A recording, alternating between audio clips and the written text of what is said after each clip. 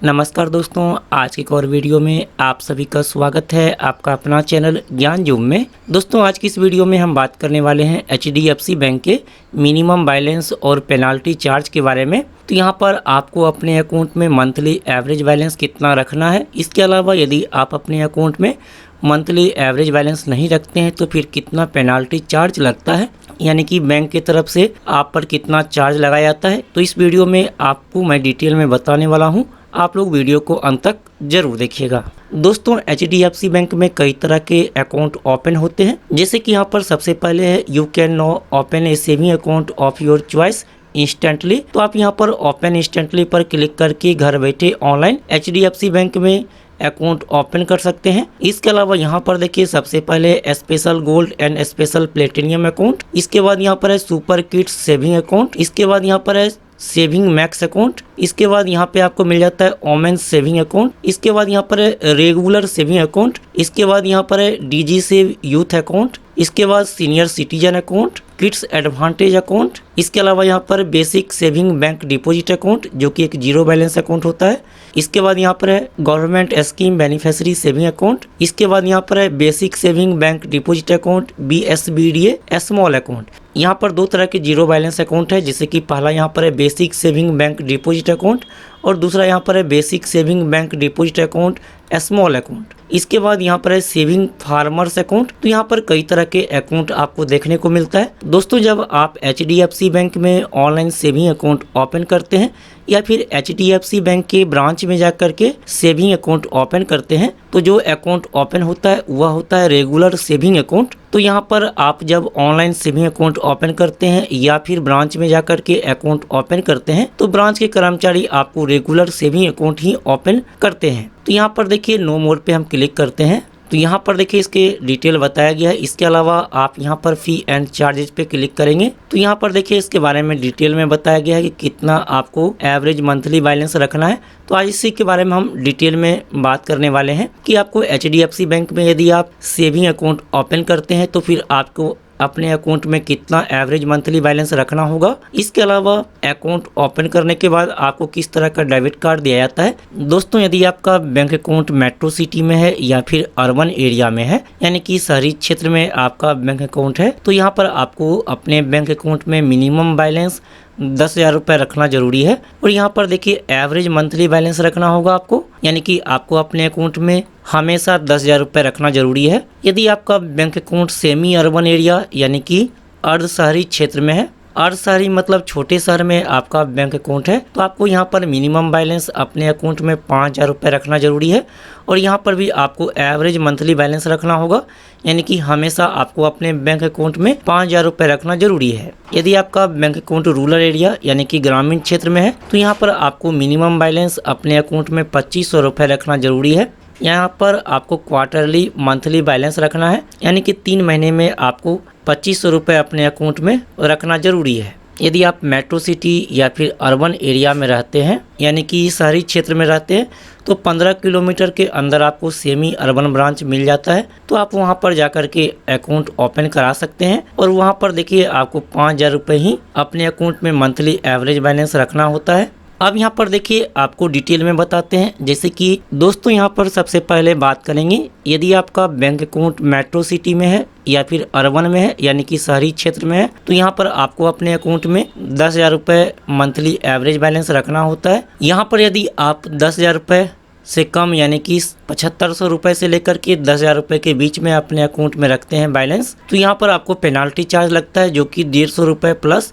आपको 18% का GST भी देना होता है। यदि आप यहाँ पर अपने बैंक अकाउंट में एवरेज मंथली बैलेंस 5,000 रुपये से लेकर के 7,500 रुपये के बीच में रखते हैं तो यहाँ पर आपको 300 रुपये पेनाल्टी चार्ज लगता है, प्लस आपको 18% का GST भी देना होता है। यदि आप अपने बैंक अकाउंट में 2,500 से लेकर के 5,000 के बीच में एवरेज मंथली बैलेंस रखते हैं तो फिर आपको यहाँ पर 450 रुपये प्लस 18% का GST आपको देना होता है। यदि आप अपने अकाउंट में 0 रुपये से लेकर के 2,500 रुपये के बीच में एवरेज मंथली बैलेंस रखते हैं तो यहाँ पर आपको 600 रुपये प्लस 18% का GST पे करना होता है, जो कि यहाँ पर पेनाल्टी चार्ज के रूप में आपके अकाउंट से काटा जाता है, तो आप इस बात का ध्यान रखेंगे। इसके बाद यदि आपका बैंक अकाउंट सेमी अर्बन यानी कि अर्ध शहरी क्षेत्र में है तो यहाँ पर आपको 5,000 रुपये एवरेज मंथली बैलेंस अपने अकाउंट में रखना होता है। यदि आप अपने बैंक अकाउंट में 2500 रुपये से लेकर के 5,000 रुपये के बीच में अपने अकाउंट में बैलेंस रखते हैं तो यहाँ पर आपको पेनाल्टी चार्ज लगता है, जो कि 150 रुपये प्लस आपको 18% का GST देना होता है। यदि आप अपने अकाउंट में 0 से लेकर के 2500 रुपये के बीच में एवरेज मंथली बैलेंस रखते हैं तो यहाँ पर आपको 300 रुपये पेनाल्टी चार्ज लगता है, प्लस आपको 18% का GST भी पे करना होता है। तो यह आपके बैंक अकाउंट से काटा जाता है। इसके बाद यहाँ पर रूरल एरिया की बात करें, यानी कि ग्रामीण क्षेत्र में यदि आपका अकाउंट है तो आपको अपने अकाउंट में क्वार्टरली एवरेज बैलेंस 2500 रुपये रखना जरूरी है, यानी कि 3 महीने में आपके अकाउंट में 2500 रुपये होना जरूरी है। यदि आप अपने अकाउंट में 3 महीने में 1000 से लेकर के 2500 रुपये के बीच में रखते हैं तो फिर आपको यहाँ पर पेनाल्टी चार्ज के रूप में 270 रुपये प्लस 18% का GST पेनाल्टी चार्ज के रूप में लगता है। यदि आप अपने अकाउंट में 0 से लेकर के 1000 रुपये क्वार्टरली एवरेज बैलेंस रखते हैं तो फिर आपको यहाँ पे 450 रुपये प्लस 18% का GST देना होता है, जो कि आपके बैंक अकाउंट से काटा जाता है। तो आप यहाँ पर पूरी तरीक़ा से समझ गए होंगे कि यदि आप यहाँ पर अपने बैंक अकाउंट में जो मैंने आपको यहाँ पर डिटेल में बताया उससे कम बैलेंस रखते हैं तो यहाँ पर आपको पेनाल्टी चार्ज देना होता है, जो कि आपके अकाउंट से बैंक काट लेती है। इसके बाद यहाँ पर यदि आप HDFC बैंक में अकाउंट ओपन करते हैं तो SMS चार्ज भी लगता है, जो कि 20 पैसे पर SMS है। तो यहाँ पर आपको बता दें कि जब आपके अकाउंट में कोई पैसा जमा होता है या कोई आदमी आपके अकाउंट में पैसा ट्रांसफ़र करता है और जो आपको SMS प्राप्त होता है उसका चार्ज बैंक की तरफ से नहीं लिया जाता है, लेकिन HDFC बैंक की तरफ से और बाकी जितने भी आपको SMS प्राप्त होगा उसका यहाँ पे चार्ज काटा जाता है। इसके अलावा दोस्तों यदि आप IMPS के माध्यम से या फिर NEFT के माध्यम से या फिर आप UPI के माध्यम से HDFC बैंक के अकाउंट से कोई भी ट्रांजेक्शन करते हैं तो यह फ्री है। इसके बाद दोस्तों यदि आप HDFC बैंक में अकाउंट ओपन करते हैं तो आपको डेबिट कार्ड भी मिलता है। यदि आपको HDFC बैंक की तरफ से रेगुलर डेबिट कार्ड दिया जाता है तो इसका चार्ज आपको 150 प्लस 18% GST लिया जाता है, लेकिन regular debit card HDFC bank किसी को भी नहीं देती है। शायद ही किसी 1-2 व्यक्ति को मिल जाए तो मिल जाए, लेकिन रेगुलर डेबिट कार्ड किसी को भी HDFC बैंक इशू नहीं करता है। इसके बाद यहाँ पर है मनी बैक डेबिट कार्ड। यदि आपको मनी बैक डेबिट कार्ड मिलता है तो इसका चार्ज है 200 प्लस 18% का GST। इसके बाद मिलेनियर डेबिट कार्ड, इसका चार्ज आपको यहाँ पर है 500 प्लस 18% का GST। इसके बाद यहाँ पर है easy swap platinum debit card, इसका चार्ज आपको लगता है 750 रुपये प्लस 18% का GST। इसके बाद यहाँ पर है रुपए प्रीमियम डेबिट कार्ड, इसका चार्ज है आपको 200 रुपये प्लस 18% का GST। तो ये इसका चार्ज है जो भी आपको मैंने यहाँ पर डेबिट कार्ड बताया। दोस्तों यहाँ पर जब आप HDFC बैंक में अकाउंट ओपन करते हैं ऑनलाइन या फिर ब्रांच में जाकर के तो यहाँ पर डेबिट कार्ड का इशू चार्ज भी लगता है।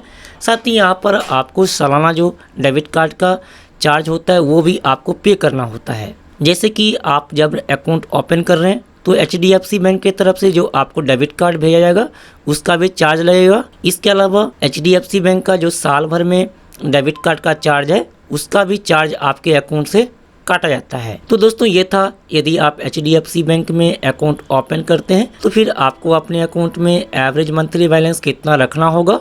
इसके अलावा डेबिट कार्ड का क्या चार्ज लगता है मैंने आपको डिटेल में बता दिया। आपके मन में सवाल लगता है तो कमेंट जरूर कीजिएगा। फिर मिलता अगले वीडियो में, तब तक के लिए बाय, टेक केयर।